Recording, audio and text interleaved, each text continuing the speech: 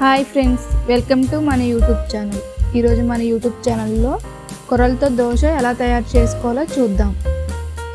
Normal dosa లాగానే కొర్రలతో కూడా దోశ చేసుకోవచ్చు. ఇది చాలా టేస్టీగా ఉంటుంది. ఇప్పుడు హెల్త్ పరంగా అందరూ చిరుధాన్యాలు బాగా ఉపయోగిస్తున్నారు. ఈ చిరుధాన్యాల్లో ఈ కొర్రలు ఒకటి. దీంతో దోశ ఎలా తయారు చేసుకోవాలో చూద్దాం. ఇవి మన హెల్త్కి చాలా మంచిది. ఎవరైనా వెయిట్ లాస్ అవ్వాలనుకునే వారికి ఈ కొర్రలు చాలా బాగా ఉపయోగపడతాయి. ముందుగా కావాల్సిన పదార్థాలు: కొర్రలు 2 కప్పులు, బ్రౌన్ రైస్ 1 కప్పు.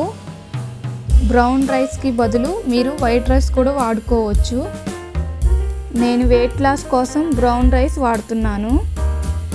1 కప్పు మినపగుళ్ళు, 1 స్పూన్ మెంతులు, 1/2 కప్పు శనగపప్పు.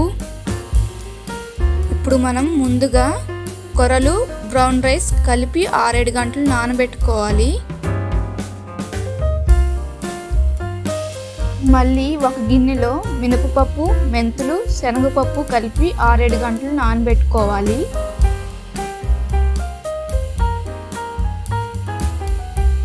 ఇప్పుడు 6-7 గంటల తర్వాత కొర్రల్ని, బ్రౌన్ రైస్ని శుభ్రంగా కడుక్కొని వాటిని మిక్సీ పట్టుకోవాలి. అదేవిధంగా మినప్పప్పు, శనగపప్పు, మెంతుల్ని 2-3 సార్లు కడుక్కొని వాటిని కూడా మిక్సీ పట్టుకోవాలి. ఇలా సపరేట్గా మిక్సీ పట్టుకున్న బేటర్ని ఒక పెద్ద బౌల్లోకి వేసుకొని రెండింటిని మిక్స్ చేసుకోవాలి. ఇప్పుడు ఈ బేటర్ని ఫ్రిడ్జ్లో పెట్టకుండా ఒక నైట్ అంతా మనం బయట ఉంచుకోవాలి. ఇలా బయట ఉంచుకోవటం వల్ల పిండి బాగా పులుస్తుంది. నార్మల్ దోశ పిండి కంటే కొర్రలతో చేసిన పిండి త్వరగా పులుస్తుంది. ఇలా పులిసిన పిండిని ఒక గిన్నెలోకి కొంచెం తీసుకొని సాల్ట్ కలుపుకోవాలి. ఇప్పుడు స్టవ్ మీద నాన్ స్టిక్ పెనం పెట్టుకొని దోశని ఇలా పలుచుగా వేసుకోవాలి.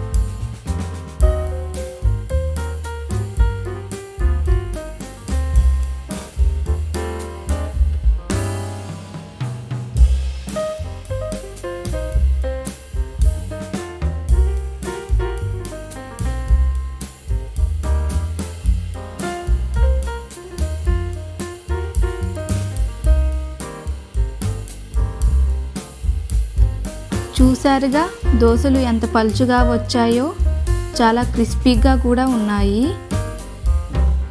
అంతేనండి, చాలా ఈజీగా మన నార్మల్ దోశలాగే కొర్రలతో మనం దోశలు చేసుకోవచ్చు. ఇది చాలా హెల్త్కి మంచిది. అండ్ వెయిట్ లాస్ వాళ్ళకు కూడా ఈ కొర్రలతో దోశలు చాలా బాగా ఉపయోగపడతాయి. మీరు కూడా ట్రై చేసి మీకు ఎలా వచ్చాయో మాకు కామెంట్స్ రూపంలో తెలపండి. మా ఛానల్ కనుక ఫస్ట్ టైం చూస్తున్నట్టయితే సబ్స్క్రైబ్ చేసుకోండి. పక్కనే ఉన్న బెల్ బటన్ని నొక్కండి.